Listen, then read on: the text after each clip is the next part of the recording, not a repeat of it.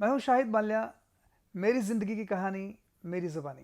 शायद साहब सबसे पहले जानना चाहूँगा थोड़ा सा आपके परिवार के बारे में। और ये जिस क्षेत्र में आप हैं, किसी तारुफ की ज़रूरत नहीं है आपको, लेकिन ये संघर्ष, ये पूरी की पूरी पूरा का पूरा सफ़र चालू कैसे हुआ? क्या शुरू से एक होता है ना कि पूत के पाँव पालने में नजर आने लगते हैं, बचपन से ही था कि इस क्षेत्र में या इस फील्ड में कुछ करना है? थोड़ा सा आप कहाँ से ताल्लुक़ रखते हैं, थोड़ा सा आपके वालदेन के बारे में। सबसे पहले जो भी हाज़रीन यहाँ देख रहे हैं उन सबको सलाम, आदाब, नमस्कार। और मैं अपने जीवन की कुछ वो यादें ताज़ा करूँगा आज, जिनके चलते आज मैं आप सबके सामने हूँ। और शुरुआत मेरी हुई मेरे घर से ही म्यूज़िक की। मेरे पापा गाते हैं और मोहम्मद रफ़ी साहब को अपना उस्ताद मानते हैं, गुरु मानते हैं। और रफ़ी साहब को तो कौन उस्ताद नहीं मानता है। तो रफ़ी साहब को बहुत सुना है बचपन में और पापा के थ्रू भी बहुत सुना है। और जब मैं 5.5 साल का था तब तक बॉम्बे में था मैं। और हमें किसी शादी अटेंड करने के लिए, यानी पापा और मम्मी को जाना पड़ा पंजाब राजस्थान। तो उस शादी अटेंड करने के लिए जब गए तो उस after the ceremony, after the marriage happen, आने से पहले पापा का एक्सीडेंट हो गया वहाँ पे। तो उस एक्सीडेंट ने उन्हें 6 साल तक रोक लिया उस शहर में। और मैं 5-6 साल का था तो हमने फिर स्टडी शुरू कर दी, वहीं पे स्कूल शुरू कर दिया। और पापा 6 साल तक बेड पे थे उनको रिकवर होने में, बिकॉज़ उनके थाई की बोन टूट गई थी। तो वो उस समय काफ़ी स्लो प्रोसेस में इलाज होता था। और उस समय भी काफ़ी हाईटेक तरीके से इलाज था, लेकिन फिर भी वो इतना प्रोसेस स्लो था। बिकॉज़ हमारे ख़ानदान के लोग चाहते नहीं थे कि वो लात उनकी काटी जाए। काट देते तो शायद जल्दी हील होते, लेकिन उनको वो बोन को जोड़ना था। और बाहर से बहुत सारी मेडिसिन आए। और मेरे नाना जी तहसीलदार थे, उन्होंने बहुत इलाज के लिए उन्होंने हेल्प करी उस वक्त। और हम छोटे छोटे थे तो ननिहाल पे ही हम लोग ज़्यादा डिपेंड थे।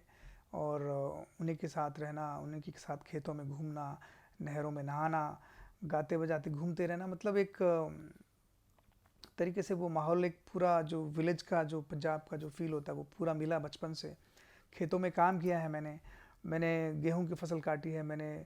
रुई कपास नरमा, जो कॉटन जो जिससे बनता है, उसकी फसलों में मैंने काम किया है। मैंने गवार की फसल काटी है। मैंने रात को खेतों में पानी कैसे देते हैं वो सब काम किया है। तो इन बिटवीन स्कूल भी जाते थे। और तो स्टडी वहाँ से शुरू हो गई, पढ़ाई लिखाई शुरू हो गई। फिर स्कूल से फिर जैसे ही 10th मैंने क्लियर करी तो पापा को मैंने कहा कि आप बॉम्बे जाने वाले थे, आप कुछ बनने वाले थे, तो क्या हुआ? तो उन्होंने बोला यार इतना संघर्ष है वहाँ पे, इतनी मेहनत है, इतना भाग दौड़ है, इतनी ज़्यादा, तो मैं अभी हिम्मत नहीं है मेरे अंदर जाने की। तो अभी क्या करते हैं कि हम लोग यहीं पे ही कुछ शुरू करते हैं। जैसे प्राइवेट प्रोग्राम्स शुरू कर दिए उन्होंने, कुछ डिवोशनल शोज़, गुरुद्वारे में भी गाया है। तो मैं उनके साथ तबला बजाने जाया करता था। तो कम से कम 2000 इवेंट्स मैंने उनके साथ छोटे मोटे मिला के मैंने उनके साथ एज एन तबला प्लेयर मैंने पापा के साथ। और इसी बहाने मुझे उन बड़े बड़े सिंगरों को सुनने का मौका भी मिला जिनके नाम मैंने सुन रखे थे। तो वो पंजाब के हों चाहे राजस्थान के हों, और बहुत जगह पे उन सिंगरों को सुना, बैठ के महफिलों में सुना। तो मैंने कोई पारंपरिक शिक्षा तो नहीं ली, लेकिन वो तरीके से वो सुनने में मुझे वो शिक्षा मिलती रही। और मुझे पता चल गया कि राग यमन में क्या होता है, राग दरबारी में क्या होता है। वैसे तो संगीत का कोई अंत नहीं है, लेकिन एक बेसिक नॉलेज मुझे उस महफिल से, उस दौर से, उस टफ टाइम से मिल गया। उसके बाद जब मैं कॉलेज में आया तो मैंने भी गाना शुरू कर दिया। घर में मैं गाता ही था, एप्रिसिएशन बहुत मिलते थे। तो मैं बचपन से ही गाता था वैसे, लेकिन पापा के सामने हिम्मत नहीं होती थी गाने की। तो कॉलेज में जब किसी ना किसी कंपटीशन में हिस्सा लिया तो फर्स्ट आ गया वहाँ पे। फिर दूसरे कंपटीशन में, तीसरे में, हौसला और बढ़ता गया। 3 सालों में मैंने राजस्थान के जितने भी कंपटीशन हुए हैं गाने बजाने के, सब में मैं फर्स्ट सेकंड थर्ड, मतलब ऐसे ऐसे प्राइजेस लेते आते गया। तो घर वालों ने थोड़ी सी हिम्मत, उनके अंदर हिम्मत आई कि यार ये शायद अच्छा कर रहा है, गा रहा है, तो इसकी थोड़ा सपोर्ट करी जाए, ये कुछ करेगा। बहुत बार मन हुआ कि बॉम्बे छोड़ के चले जाएं, और बहुत बार मन हुआ कि कुछ हो नहीं सकता। और मेरे से जो छोटे बहन भाई थे उन लोग भी इरिटेट हो गए थे, मतलब कि हो क्या रहा है, इतने साल और इतनी मशक्क़त, इतनी मुश्किलें, इतना खुला शहर छोड़ के आए हैं, इतनी अच्छा हवा पानी, इतना खाना पीना अच्छा, इतना बड़ा घर, यहाँ छोटे से घर में रह रहे हैं। और तो मैं वही अपना मुस्कुराता हुआ चेहरा रखता था, बाहर जाके मैं भले ही चुपचाप कहीं रो लेता था, लेकिन मैं घर पे हमेशा एंथुजियास्टिक रहता था और बोलता हाँ हो रहा, आज मुझे ये मिले, आज मुझे वो मिले, उन्होंने बोला ऐसा होगा वैसा होगा, बहुत सारी चीज़ें। मेरे पास एक डायरी रहती थी गानों की, जो मैं हमेशा, अपॉइंटमेंट्स भी रहते थे उसमें, किससे मिलना है, कब मिलना है। उस वक्त मोबाइल शुरू हुए थे नए नए, तो मोस्टली लैंडलाइन नंबर थे, लोगों के स्टूडियो के नंबर थे या फिर एड्रेसेस थे, तो वहीं जाके फिज़िकली जाके मिलना पड़ता था, अपनी शक्ल दिखानी पड़ती थी। लेकिन मोस्टली उनके पियोन पियोन वगैरह से मिलके वापस आना पड़ता था, बिकॉज वो लोग मिलते नहीं थे। और ऐसा करते करते काफ़ी वक्त गुजर गया, और ऐसा भी हुआ कि मैं किसी शॉप में जाके नौकरी करने के लिए भी चला गया अपने सर्वाइवल के लिए। तो घर वाले बड़े परेशान, बोले नहीं नहीं तुम कोई काम नहीं करोगे, तुम सिर्फ गाने के लिए स्ट्रगल करो और उसी पे ध्यान दो। तो फिर वापस मेरे अंदर हौसला आया और मैं वापस स्टूडियो टू स्टूडियो, इवन मैं तो रहमान साहब से मिलने के लिए चेन्नई भी चला गया था एक बार, लोकल डब्बे में बैठ के, और जनरल में बैठ के चला गया। 10-11 दिन मैं वहाँ रहा कोडम्बकम में, और गुरुद्वारे में रहा था मैं वहाँ पे जगह नहीं थी गुरुद्वारे में रहने के लिए। तो मेरे साथ एक दोस्त भी थे बॉम्बे से, जिसको इंग्लिश आती अच्छी, लेकिन वो तब पता चला कि जैसे ही हम ट्रेन में चढ़े चेन्नई एक्सप्रेस में, तो उसमें थोड़ी देर बाद भाषाएं चेंज होने लगी कर्नाटक आते आते। तो मैंने उसको बोला अभी इंग्लिश में बात कर, तेरे को तो मैं साथ में लाया हूँ कि तू इंग्लिश में बात कर, तू मेरा ट्रांसलेटर है। तो बोला पाजी मेरे को तो वो एक स्क्रिप्ट थिएटर में याद करी थी मैंने, वो इंग्लिश की आपको सुना दी थी, मेरे को इंग्लिश आती नहीं वैसे। मैंने कहा वाह वाह वाह वाह। तो खैर जितनी टूटी फूटी इंग्लिश हमें आती थी, मुझे आती थी, वो हमने काम चलाया उससे। और इंडिया में ही थे तो ज़्यादा उतनी दिक्कत नहीं हुई, आज तो ठीक है थोड़ी बहुत आती है। उस वक्त चेन्नई पहुँचे हम, फिर वहाँ से कोडम्बकम में रहे, गुरुद्वारे में रहे, और थोड़े बहुत पैसे लेके गए थे। लेकिन मैंने कहा पता नहीं रहमान साहब कब मिलेंगे, कितने दिनों बाद मिलेंगे, तो वो आइडिया नहीं था, तो गुरुद्वारे में रहना बेहतर समझा। और मैंने कहा पंजाबी तो मुझे आती है और वहाँ लोग पंजाबी होते हैं, तो एक माहौल भी बना रहेगा, थोड़ा अपनी भाषा का थोड़ा वो सा फ़र्क पड़ता है। तो उन्होंने कहा यहाँ पे रहने की जगह नहीं है, उन्होंने हमें मना कर दिया रहने के लिए।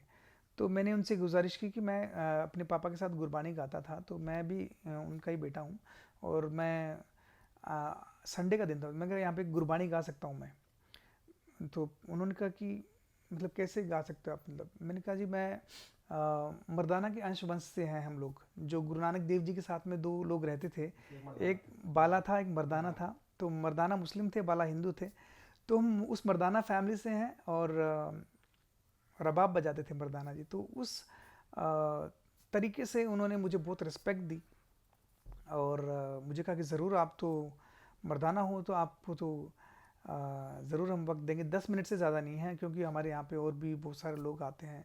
संडे के बाद काफ़ी गैदरिंग भी बहुत ज़्यादा थी उस दिन।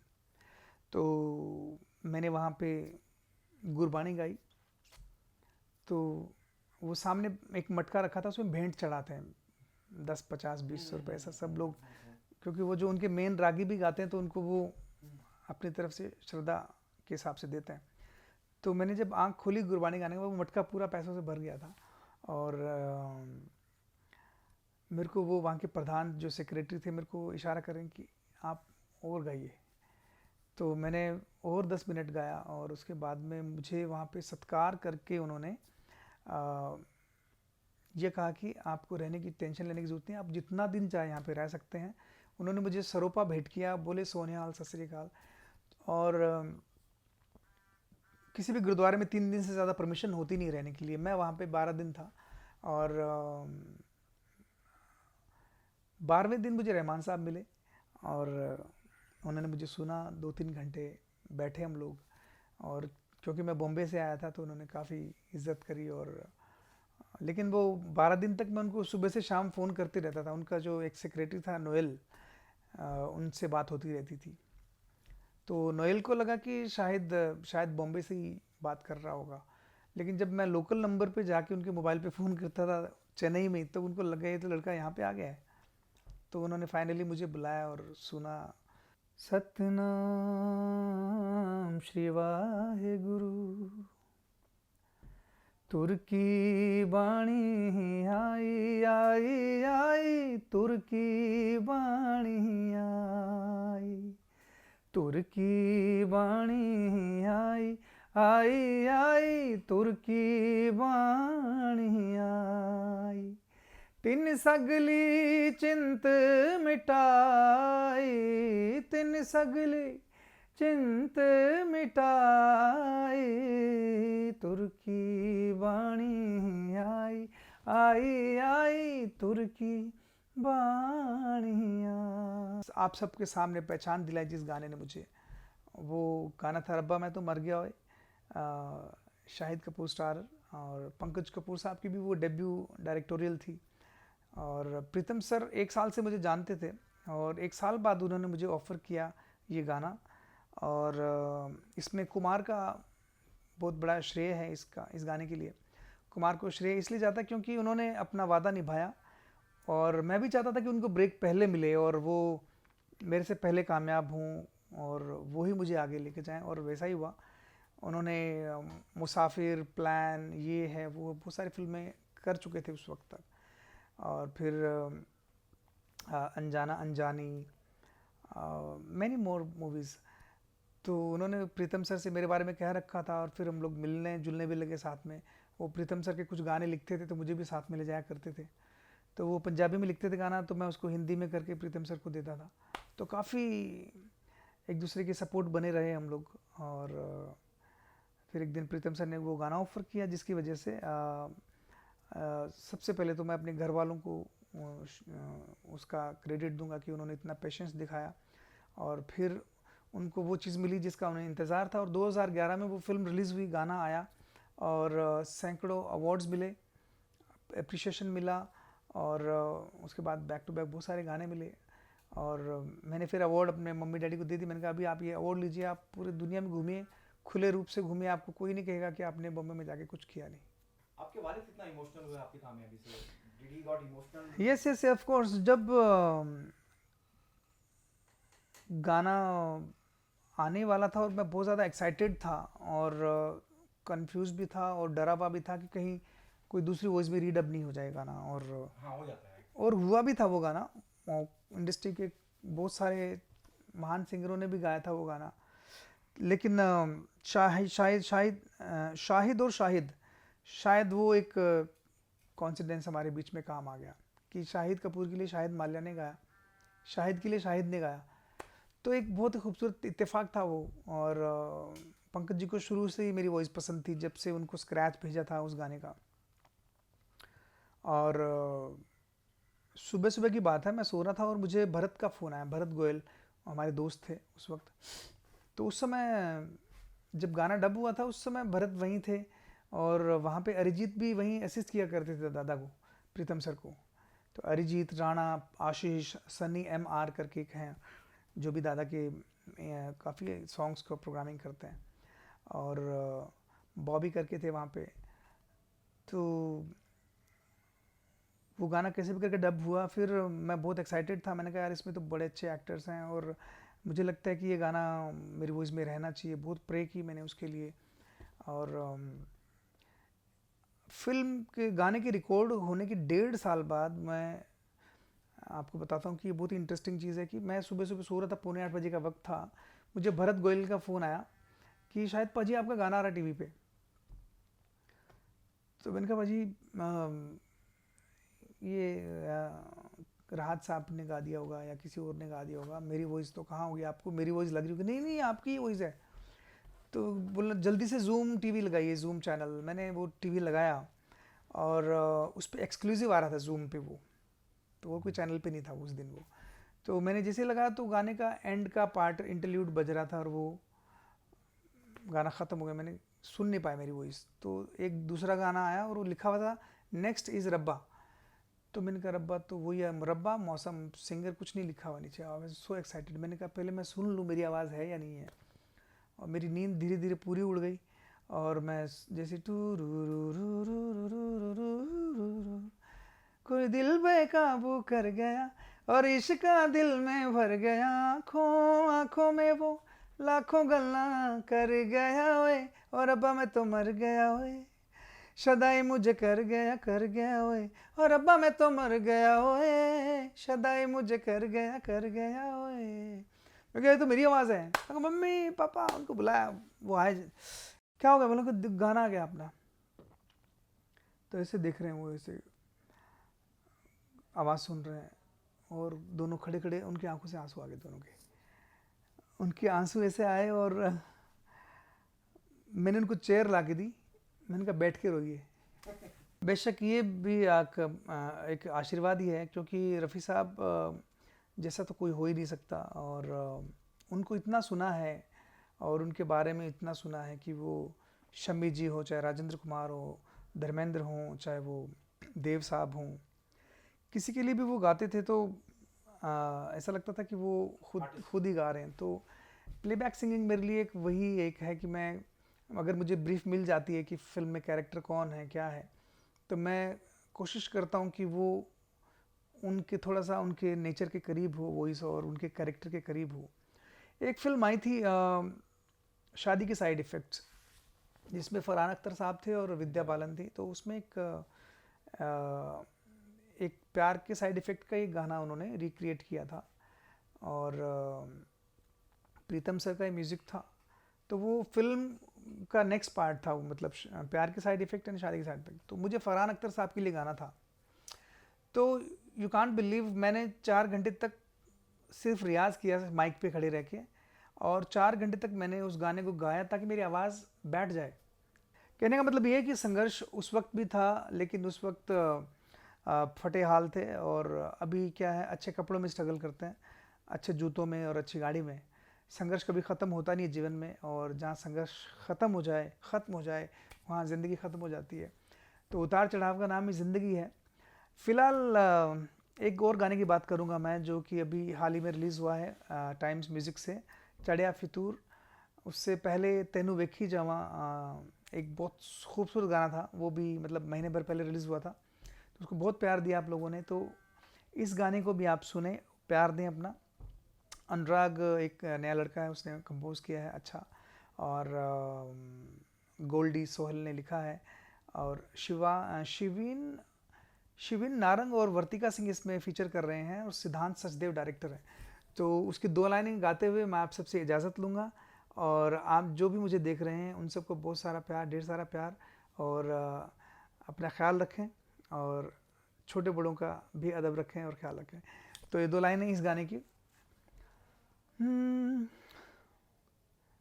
रब वर्गा नूर तेरा, चढ़े या फितूर तेरा, तेरे पीछे घूमदा फिरा,